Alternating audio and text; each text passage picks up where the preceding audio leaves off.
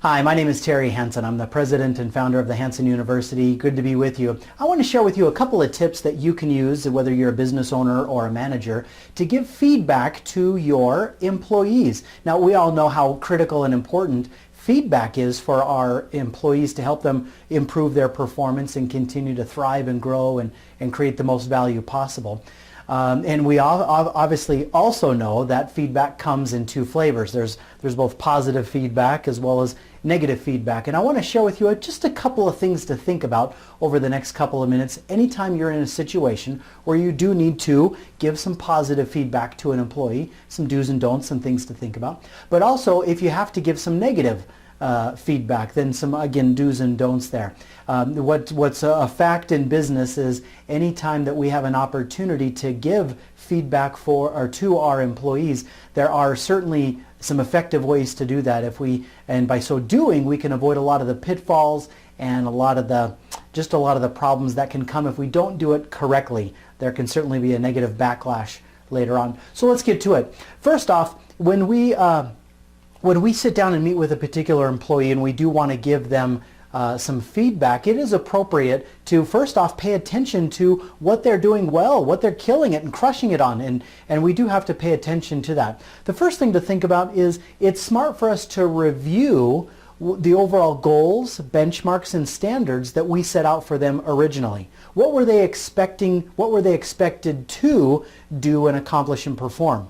Review that. Review the goals, review the standards, review the benchmarks, review the ideal performance standards that they were expected to hit.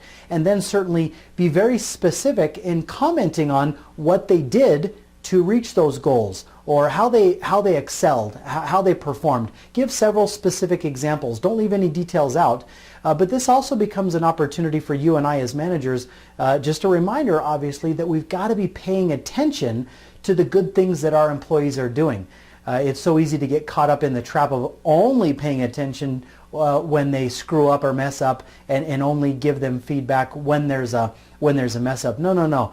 There's always opportunities to catch our employees in the act of doing something great. So review what the expectations are, but then also comment specifically on what they did super well.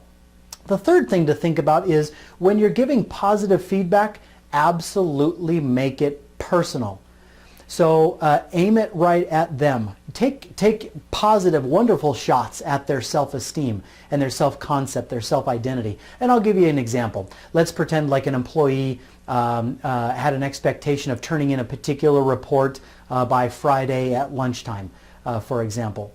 And let's pretend that they did that. They turned it in, say, at 10 o'clock or earlier that morning. And I noticed that, I recognized that, and so later on that day I pull him or her aside and I say, hey, Kevin, I just wanted to let you know that you remember at the beginning of the week we needed to have that report turned in by lunchtime. I noticed that when I looked in the box, I noticed that it had been turned in early that morning. I looked at my watch and it was about 10 o'clock. Can't tell you how impressed I am with that. Good job. I really appreciate that you turned in that report so early, 2 hours before deadline. That really is you're a very responsible, proactive person. I notice how well you do at listening and paying attention. Kind of out of role play. Do you notice how I'm aiming my comments at them? You are this, or you did good at that, or something. I'm wanting my positive comments to hit them square in the face and really impact their self-esteem and their self-concept. I want them to feel good, that they're a good person by the positive feedback and positive comments there.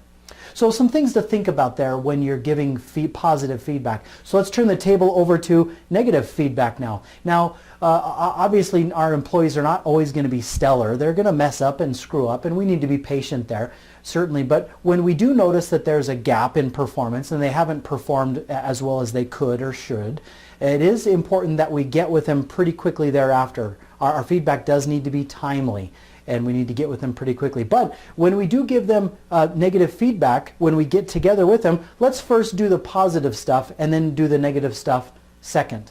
Okay? And anytime we're giving positive feedback and then switching over to the negative feedback, always avoid the word but.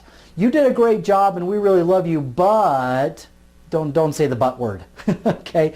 Just say something like, one thing that I noticed is, and carry on. But don't say but, because it seems to invalidate everything positive that you just got done saying.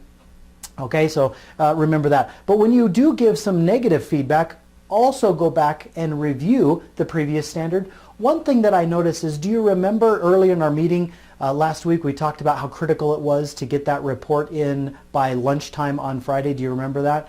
Yeah, perfect. I noticed that when I checked the box, it was 2 o'clock when that report got turned in. And I just wanted to find out what happened there. How come that got in late? Now, so be specific. Again, same concepts here. Review the standard, review the expectation, be specific on what didn't happen. But then, when you're giving negative feedback, be cautious not to make it personal here. And instead of saying you or you are or your or making it about them, instead focus the feedback on the activity itself, the task, the behavior, the thing, the object, the report, the deadline, whatever that might be. So it might sound something like this. I noticed that the report got turned in at 2 o'clock, 2 hours after the deadline. Can you tell me what happened there? Notice that the feedback is you didn't turn it in by this deadline. It's the report was turned in. See how I'm directing the action, the negative performance, the bad performance? It's on the action or the behavior or the activity of the project. It's not about them. It's just a subtle, simple way of protecting their self-esteem, helping them feel good in a difficult situation. Because I want behavior to change. I don't want them to feel depressed or demoralized with the feedback. I want the behavior to change. Okay? Subtle way to make a difference. So with negative feedback, don't make it personal. So after you ask them a question about what happened or what could have been done differently, etc., then step 4 is have them put together a plan of what they can do next time to improve upon that. But have that be specific. Ask them some questions and see what they come up with. Now be careful that you don't offer all of the suggestions, all of the ideas. Let that plan for improvement come from them. They really are smart. They know what to do. So let the ideas come from them. Of course, if they struggle, no big deal, offer some suggestions. Step number 5 is offer your support. Ask them a question like, well, in order to carry out that plan, what else do you feel like you need? How can I help you? Would some extra training or coaching help? What if we provided you with this sort of tool or resource? Could we change how this is done and maybe adjust the process? Would that help? But identify some things that you as a manager can do to help them and support them in their plan. If there are some things, great, do them. If they say that there isn't anything, well, that's fine too, no big deal, but let them carry on. So these are some suggestions and ideas that you can use when it comes to giving your employees some positive feedback, as well as some do's and don'ts when it comes to giving some negative feedback. Hopefully those simple ideas are helpful to you in helping improve the overall performance of your employees, but above all, observe them, watch them, pay attention to them, catch them in the act of doing things awesome, not just when they're screwing up and messing around, but catch them in the act, give them some positive attaboys, and be clear and specific when it comes to the negative feedback as well. So hopefully these ideas make a difference for you. Keep up the good work, and until we meet again, always remember that your future is as bright as your commitment to it. Keep up the good work. We'll see you soon. Take care.